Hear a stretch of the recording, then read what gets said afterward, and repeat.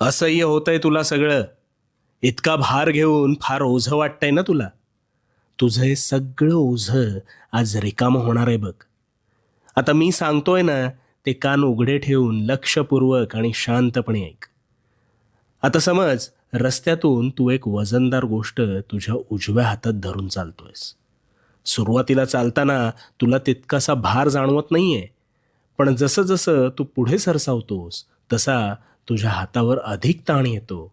आणि मग अशा वेळेस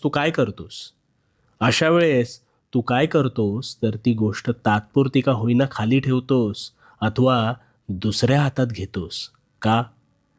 कारण भार झेपेनासा झाल्यावर त्यावर त्याच वेळी तू तत्परतेने मार्ग काढतोस आणि त्या हातावरचा भार टाळतोस.